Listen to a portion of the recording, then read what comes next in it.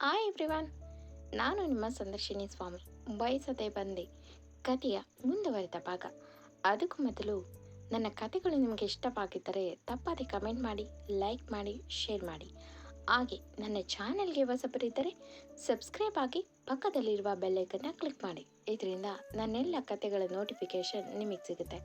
So ಬನ್ನಿ ಕಥೆಯ ಮುಂದುವರಿದ ಭಾಗನ ನೋಡೋಣ. ಎಪಿಸೋಡ್ 42. ಇಂದಿನ ಸಂಚಿಕೆಯಲ್ಲಿ ವಿಕಾಸ್, ನೀನಿಲ್ಲೇ ಇರಬೇಕಂದ್ರೆ ಹೇಗನ್ಸುತ್ತೆ ಅಂದರೆ ಮೂಗು ಬಾಯಿ ಮುಚ್ಚಿದಾಗ ಉಸಿರಾಡಲು ಕಷ್ಟಪಡೋ ಹಾಗೆ.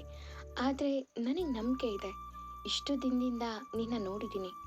ಅವಳ ಮನಸ್ಸಲ್ಲಿ ನನ್ನ ಮೇಲೆ ಪ್ರೀತಿ ಇದೆ. ಅವಳಿಗಾಗಿ ನಾನು ಕಾಯ್ತೀನಿ. ಅವಳ ಜೊತೆಲೇ ನಿನ್ನ ಸನ್ನಿಧಾನಕ್ಕೆ ಬರ್ತೀನಿ ಗಣಪ. ನೋಡು ನೀನುವೆ ಎಂದು ಕಣ್ಣರ್ಸ್ಕೊಂಡು ಎದ್ದು ಅಲ್ಲಿಂದ ಹೋಗ್ತಾನೆ. ಮುಂದೆ ಚಂದು ಅವನ ಮುಖನ ನೋಡದೆ ಕಾರ್ ಹತ್ತಿ ಕೂತಳು.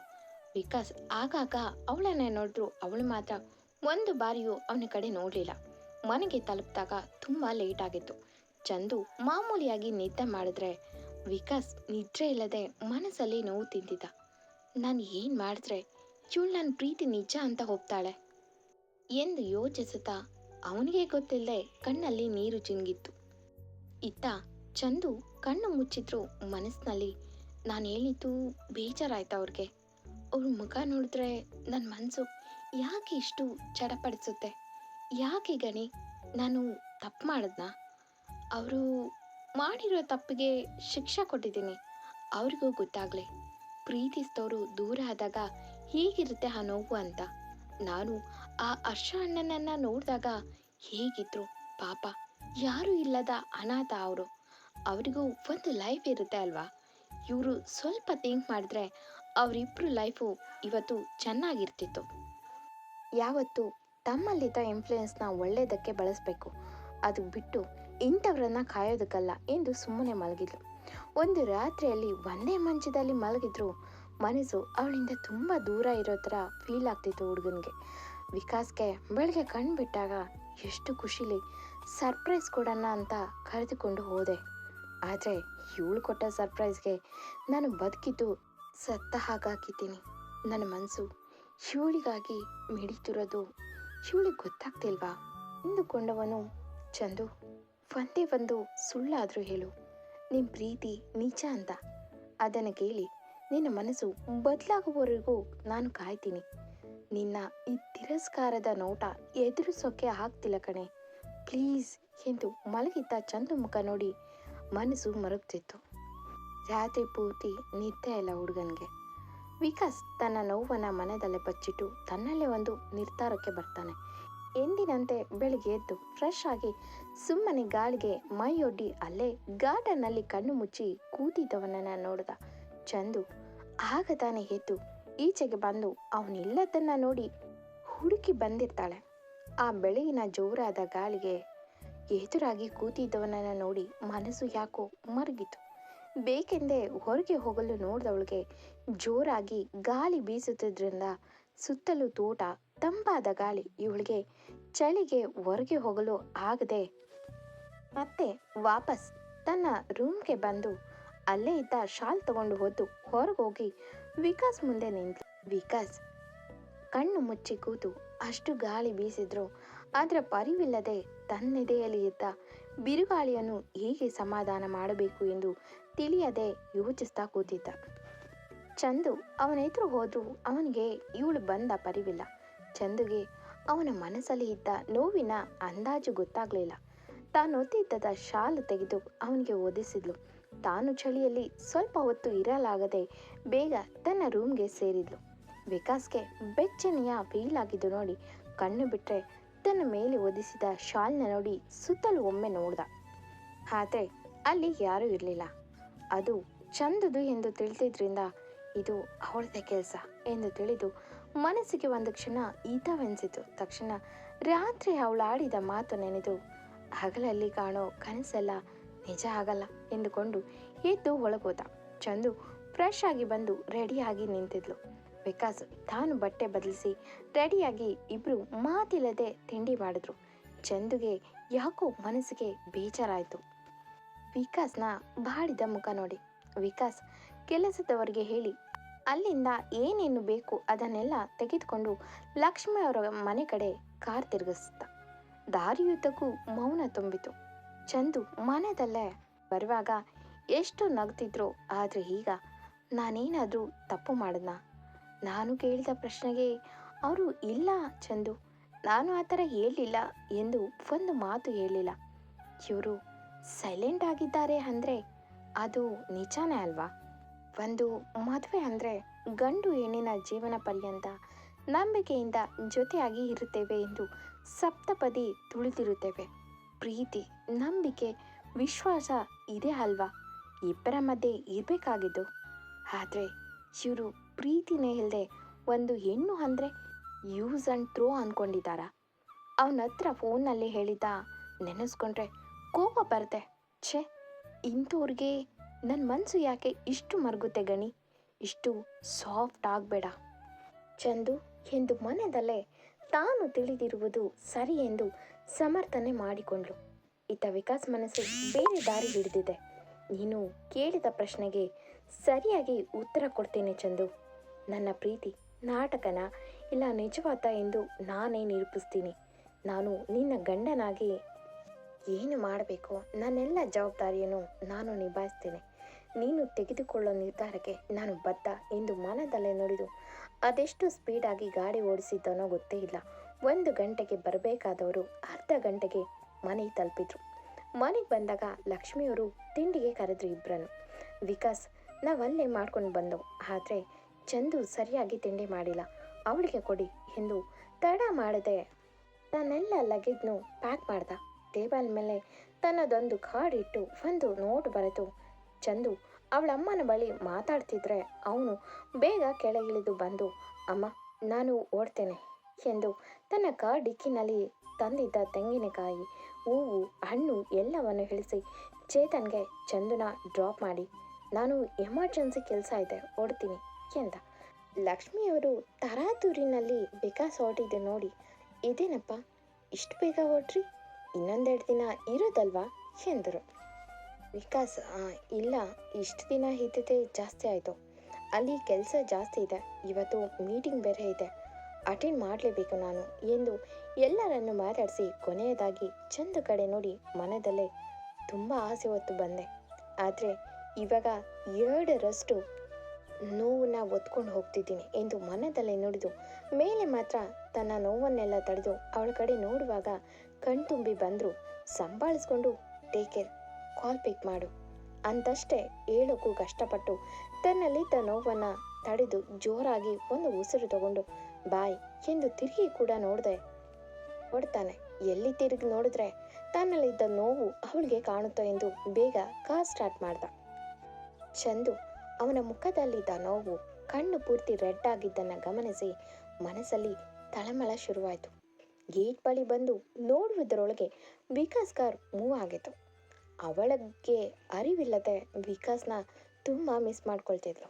ವಿಕಾಸ್ ತುಂಬ ಸ್ಪೀಡಾಗಿ ಗಾಡಿ ಓಡಿಸಿ ಸಿಟಿ ದಾಟಿದ ಮೇಲೆ ಅಲ್ಲೇ ಗಾಡಿ ಸೈಡ್ಗೆ ಹಾಕಿ ಸ್ಟೇರಿಂಗ್ ಮೇಲೆ ತಲೆ ಇರಿಸಿ ತಾನು ತಡೆದಿದ್ದ ಅಷ್ಟು ನೋವನ್ನು ಕಣ್ಣೀರಿನ ಮೂಲಕ ಹೊರಗೆ ಹಾಕಿ ಬಿಕ್ಕುತ್ತಾ, ಆಗ್ತಿಲ್ಲ ಕಣೆ ಚಂದು, ಇಷ್ಟೊಂದು ನೋವನ್ನು ನನಗೆ ಸಹಿಸ್ಕೊಳ್ಳೋಕ್ಕಾಗ್ತಿಲ್ಲ, ಐ ಮಿಸ್ ಯು ಲಾಟ್ ಕಣೆ, ನಿನ್ನಿಂದ ದೂರ ಇರೋಕ್ಕೆ ಕಷ್ಟ, ಆದರೆ ನೀನು ಮುಂದೆ ಇದ್ದರೆ ನಿನ್ನ ಪ್ರೀತಿ ಇಲ್ಲದೆ ತಿರಸ್ಕಾರ ಸಹಿಸೋಕ್ಕೂ ಆಗಲ್ಲ ಎಂದು ತಡೆದಷ್ಟು ನಿಲ್ಲದ ಕಣ್ಣೀರು. ಅಲ್ಲಿ ಚಂದು ಏನು ಹೊರತಾಗಿರಲಿಲ್ಲ, ಹೇಳೋದೇನೋ ದೊಡ್ಡದಾಗಿ ಹೇಳಿದ್ರು ಮನಸ್ಸಲ್ಲಿರೋ ಪ್ರೀತಿ ಬಿಡಬೇಕಲ್ಲ. ಅವನ ಜೊತೆ ಕಳೆದ ಆ 3 ದಿನ ಬೆಂಬಿಡದೆ ಅವಳನ್ನು ಕಾಡ್ತಿದೆ. ತನ್ನ ರೂಮ್ ತುಂಬ ಅವನು ಮಾಡುವ ಕೀಟಲೆ, ಅವನು ಕರೆಯೋ ಧ್ವನಿ, ಹೇಯ್ ಕುಳಿ ಎಂದು ಆಗಾಗ ಕರೆಯೋ ಥರ ಫೀಲ್, ಅವನ ಧ್ವನಿ ಪ್ರತಿಧ್ವನಿಸುತ್ತಿದ್ರೆ ಚಂದು ಕಣ್ಮುಚ್ಚಿ ಕಿವಿಯನ್ನು ತನ್ನೆರಡು ಕೈಯಿಂದ ಗಟ್ಟಿಯಾಗಿ ಮುಚ್ಚಿದ್ಲು. ತನ್ನಪ್ಪಣೆ ಇಲ್ಲದೆ ಕಣ್ಣೀರು ಅವನಿಗಾಗಿ ಹರಿಯುತ್ತಿತ್ತು. ಬೆಡ್ ಮೇಲೆ ಬಿದ್ದು ಮಲಗಿದ ಚಂದು ಕಣ್ಣಿಗೆ ಅಲ್ಲೇ ಇದ್ದ ವಿಕಾಸ್ ಇಟ್ಟ ಕಾರ್ಡ್ ಕಾಣುತ್ತೆ. ಅವನು ಬರೆದ ನೋಟು ಗಾಳಿಗೆ ಹಾರಿ ಕೆಳಗೆ ಬೀಳುತ್ತೆ. ತನ್ನೆರಡು ಕಣ್ಣು ಒರೆಸ್ಕೊಂಡು ಏನಿರ್ಬೋದು ಎಂದು ಕೆಳಗೆ ಬಿದ್ದಿದ್ದ ನೋಟ್ನ ಓದುತ್ತಾಳೆ. ಚಂದು, ನನ್ನಿಂದ ನಿನ್ನ ಮನಸ್ಸಿಗೆ ನೋವಾಗಿದೆ, ಅದು ಗೊತ್ತು. ಯಾರು ಏನೇ ಹೇಳಿದ್ರು ಸತ್ಯ ಸುಳ್ಳಾಗಲ್ಲ. ಆ ನಿನ್ನ ಗಣೇಶನ ಮೇಲಾಣೆ, ನನ್ನ ಪ್ರೀತಿ ಸುಳ್ಳಲ್ಲ. I still love you so much. ಅವತ್ತು ರಾಜ್ ಜೊತೆ ಮಾತಾಡಿದ್ದು ಬೇರೆ ವಿಷಯ, ನೀನು ತಿಳಿದುಕೊಂಡಿದ್ದು ಬೇರೆ ರೀತಿ. ಆದರೆ ನಾನು ಮಾಡಿದ ತಪ್ಪನ್ನು ಸಾಧ್ಯವಾದರೆ ನಾನೇ ಸರಿ ಮಾಡ್ತೇನೆ.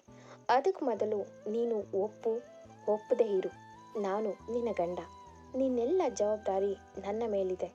ಆಗ ತಿಳಿಯೋದ್ರಲ್ಲಿ ಎಡವಿದೆ, ಆದರೆ ಈಗ ಹಾಗಾಗಲ್ಲ. ಈ ಕಾರ್ಡ್ ನನ್ನದು, ನಿನಗೆ ಏನೇ ಬೇಕಾದರೂ ಸಂಕೋಚ ಇಲ್ಲದೆ ಬಳಸು. ಇದು ನನ್ನ ದುಡ್ಡು ಅಂತ ಅಲ್ಲ. ಇದರಲ್ಲಿ ಹಾಕೋ ದುಡ್ಡು ನಿನ್ನಿಷ್ಟಪಡೋ ನಿಮ್ಮ ಮಾವ ಹಾಕೋದು. ಅದರಲ್ಲಿ ನಿನಗೆ ಸಂಪೂರ್ಣ ಅಧಿಕಾರವಿದೆ.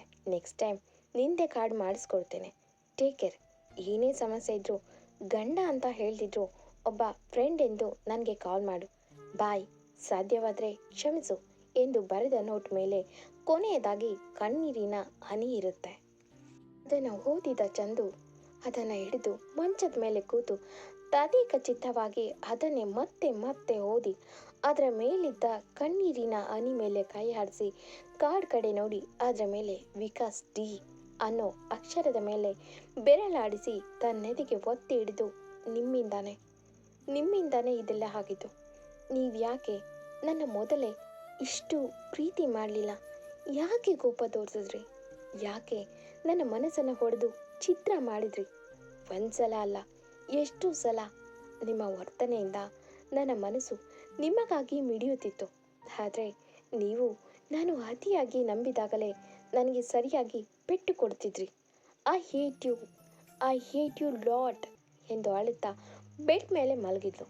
ಇತ್ತ ವಿಕಾಸ್ ಮೈಸೂರಿಗೆ ತಲುಪಿ ಮನೆಗೋಗಿ ಯಾರ ಬಳಿಯೂ ಮಾತಾಡದೆ ರೆಡಿಯಾಗಿ ಸೀದಾ ತನ್ನ ಆಫೀಸ್ಗೆ ಹೋದರೆ ಅಲ್ಲೂ ಅವನು ಇರಲು ಮನಸ್ಸಿಲ್ಲದೆ ಕಷ್ಟ ಆಗಿ ಬೇಸರದಿಂದ ಕಾರ್ ಹತ್ತಿ ಸುಮ್ಮನೆ ಕೂತ.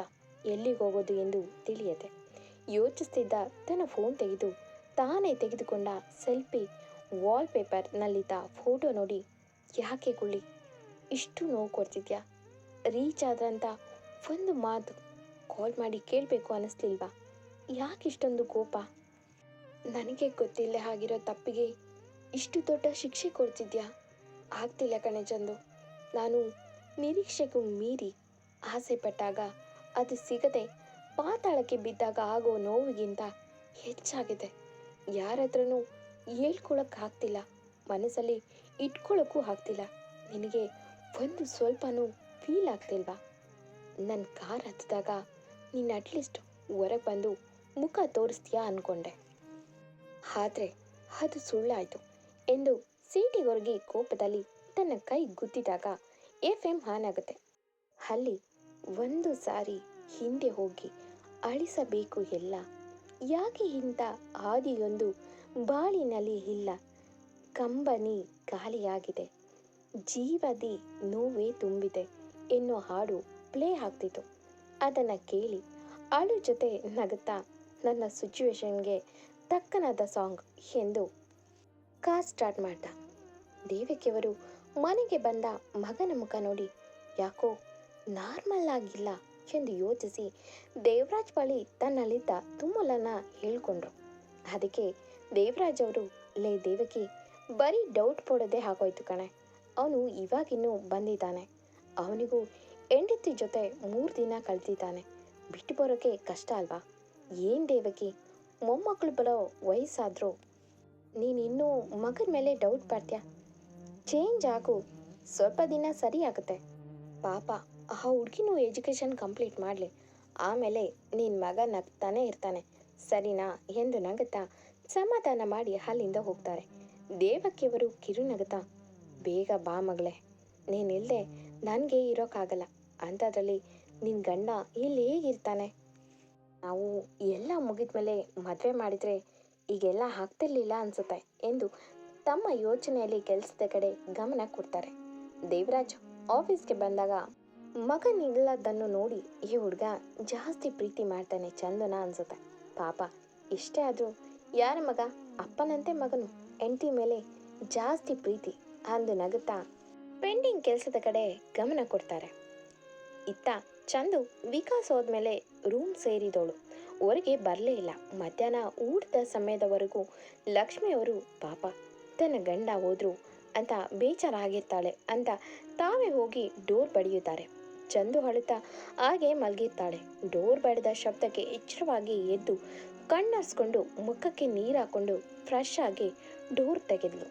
ಲಕ್ಷ್ಮಿಯವರು ಮಗಳ ಕಣ್ಣು ರೆಡ್ ಆಗಿದ್ದನ್ನು ಗಮನಿಸಿ, ಯಾಕೋ ಅಮ್ಮು, ಬೇಜಾರಾಗ್ತಿದ್ಯಾ ಎಂದರು. ಚಂದು ತನ್ನ ಮನಸ್ಸಲ್ಲಿರೋ ನೋವನ್ನು ಹೇಳಿಕೊಳ್ಳದೆ, ಬೇಜಾರು ಯಾಕಮ್ಮ, ನಿದ್ರೆ ಬರ್ತಿದೆ ಅಮ್ಮ. ಫಾರಮ್ ಹೌಸು ಹೊಸ ಜಾಗ ಅಲ್ವಾ, ಅದು ಅಲ್ಲದೆ ಗಾಳಿ ಜಾಸ್ತಿ, ಅದಕ್ಕೆ ರಾತ್ರಿ ನಿದ್ದೆ ಇಲ್ಲ, ಅದಕ್ಕೆ ಮಲಗಿದೆ ಎಂದು. ಅಮ್ಮ ನಾನು ಹೊರಡ್ತೀನಿ, ಎಲ್ಲರೂ ಮೇ ಬಿ ಪ್ರಾಕ್ಟೀಸ್ ಸ್ಟಾರ್ಟ್ ಮಾಡಿರ್ತಾರೆ ಎಂದು ತಾನು ಊಟ ಮಾಡಿ ಓಡಲು ರೆಡಿ ಆಗ್ತಾಳೆ. ಮಗಳ ಮಾತು ಕೇಳಿದ ಲಕ್ಷ್ಮಿಯವರು, ಹುಚ್ಚು ಹುಡುಗಿ, ನನಗೆ ಗೊತ್ತಾಗಲ್ವಾ ನನ್ನ ಮಗಳ ಮನಸ್ಸು ಎಂದು ಅವಳಿಗೆ ಅಂತ ಸ್ವಲ್ಪ ತಿಂಡಿ ಎಲ್ಲ ಪ್ಯಾಕ್ ಮಾಡಿ ಕೊಡುವಾಗ, ಅಯ್ಯೋ ಪಾಪ ಅಳಿಯಂದ್ರಿಗೆ ಏನು ಕೊಡಲೇ ಇಲ್ಲ, ಅವರು ಬೇಗ ಹೊರಟೇ ಬಿಟ್ರು, ಏನು ಎಮರ್ಜೆನ್ಸಿ ಕೆಲಸ ಇತ್ತೋ, ಅಷ್ಟು ದೊಡ್ಡ ಆಫೀಸ್ ಬಿಟ್ಟು ಅಮ್ಮು ಜೊತೆ ಹಬ್ಬ ಮಾಡೋಕೆ ಬಂದಿದ್ರು, ಅದೇ ಖುಷಿ ಎಂದು ಎಲ್ಲನೂ ಬ್ಯಾಗ್ ಹಾಕಿ ಹೊರಗೆ ಬಂದಾಗ ಚಂದು ಬಾಗಿಲಲ್ಲಿ ನಿಂತಿದ್ಲು. ಲಕ್ಷ್ಮಿಯವರು ನನ್ನ ಅಳಿಯನಿಗೆ ಏನು ಕೊಡಲೇ ಇಲ್ಲ ಅಂತ ಹೇಳಿದ್ದು ಕೇಳಿ ಚಂದು ವಿಕಾಸ್ ಅಡುಗೆ ಮಾಡುವಾಗ ನಗುತ್ತಾ ತರಲೆ ಮಾಡುತ್ತಾ ಹೆಲ್ಪ್ ಮಾಡುತ್ತಿದ್ದುದು ನೆನಪಾಗಿ ಹಾಗೆ ನಿಂತಿದ್ಲು.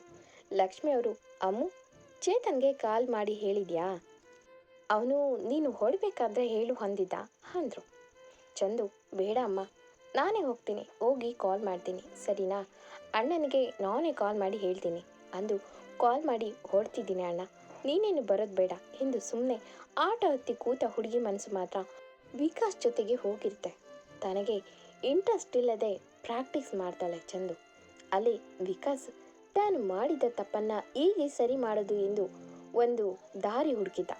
ಇಲ್ಲಿ ಸೆಟ್ಟಿಗೆ ಬಂದ ಆರ್ಯನ್ ಚಂದು ಬಾಡಿದ ಮುಖ ನೋಡಿ ಅವತ್ತು ಹೋಗೋಕ್ಕೆ ಡಿಸೈಡ್ ಮಾಡಿದೆ, ಆದರೆ ಈ ಶೋ ನಾನೇ ಮುಗಿಸ್ಬೇಕಾಗಿದ್ದರಿಂದ ಉಳಿದುಕೊಂಡೆ ಎಂದು ನೆನೆದು ಮಾತಾಡಲು ಅಲ್ಲಿಗೆ ಬರ್ತಾನೆ. ಚಂದು ಎಂದ. ಚಂದು ಒಂದು ಕ್ಷಣ ವಿಕಾಸ್ ಕರೆದ ರೀತಿ ಅನಿಸಿ ಮತ್ತೆ ಬಂದ್ರ ಎಂದು ಅವನದೇ ಗುಂಗಲ್ಲಿ ಹಿಂದೆ ತಿರುಗಿದ್ರೆ ಅಲ್ಲಿ ವಿಕಾಸ್ ಬದಲು ಆರ್ಯನ್ ಇರ್ತಾನೆ. ಆಸೆಯಿಂದ ಹೊಳೆದ ಕಣ್ಣು ನಿರಾಸೆಯಿಂದ ಮುಖ ಕೆಳಗೆ ಮಾಡಿ, ಹೇಳಿ ಸರ್ ಎಂದಳು. ಆರ್ಯನ್, ಯಾಕೆ ಇಷ್ಟು ಬೇಜಾರಿನಲ್ಲಿದ್ದೀರಾ ಎಂದು. ಹುಷಾರಿಲ್ವಾ, ಯಾಕೆ ಮನೆಯಲ್ಲೇನಾದರೂ ಪ್ರಾಬ್ಲಮ್ಮಾ ಎಂದು ತುಂಬ ಕಾಳಜಿಯಿಂದ ಕೇಳ್ದ. ಚಂದುಗೆ ವಿಕಾಸ್ ಆರ್ಯನ್ ಬಗ್ಗೆ ಹೇಳಿದ ಮಾತು ನೆನಪಾಗಿ, ಯಾಕೆ ಇವರೆಲ್ಲ ಇಷ್ಟು ಹಿಂಸೆ ಕೊಡ್ತಾರೆ ಎಂದುಕೊಂಡಳು ಕೋಪದಲ್ಲೇ.